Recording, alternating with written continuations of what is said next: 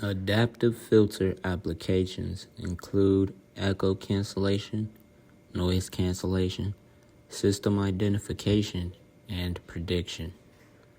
FPGAs are required for this application to implement real-time filtering. Today, we will cover the adaptive filtering methods used to change the characteristics of the filter according to the input signal. These characteristics correspond to variables of the signal conditions. The system starts by having two inputs. The first signal is a reference of the original signal and original input that matches coefficients to the noise and subtracts it from the signal. The second input is the error signal, which is the difference between the output of the adaptive filter and the desired signal. By continuously adjusting filter coefficients based on these inputs, adaptive filters can effectively reduce unwanted noise and interference in real-time applications. Noise signals vary in real time. Adaptive filtering is necessary to continuously adjust the coefficients and effectively cancel out the noise. This process allows for improved signal quality and enhanced performance in various applications. For example, a digital filter is typically a finite impulse response filter, but can be an infinite impulse response or other filter. The adaptive filtering methods allow the system to continuously adjust the filter coefficients based on the changing input signal conditions. This dynamic approach ensures optimal noise reduction and signal enhancement in real-time applications. The traditional method of a digital signal processor is bandwidth limited. Adaptive filtering methods are crucial in applications where the signal characteristics change over time, such as in noise cancellation or echo suppression.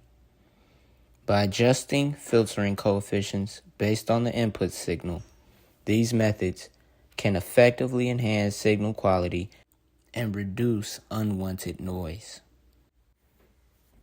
FPGAs allow for parallel processing, meaning a 128-tap filter can run as fast as a 10-tap filter. Additionally, this flexibility enables the implementation of complex filtering algorithms with high efficiency. The adaptive algorithms architecture is depicted in this diagram. A loop is employed to compute the convoluted output Y of n, the error E of n, the variance, and the weight updates. The updated weights are then fed back into the filter.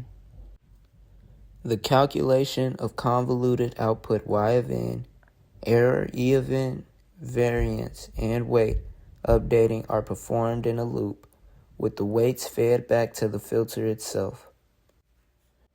By subtracting the input variance from the real-time audio input signal X of n, the desired signal D of n is obtained. The error is computed after introducing noise. To retrieve the intended signal, the filter output is processed iteratively with weight updating. Noise is added and the error is computed. After weight updating, the filter output is processed iteratively to recover the desired signal. On one hand, there is hardware for the filter that is reusable. The results show 81.7 MHz is the highest operational frequency. Because the algorithm's logic components are reused in every iteration, just 2% of the available space is consumed. On the other hand, contrary There is a filter without reusable hardware.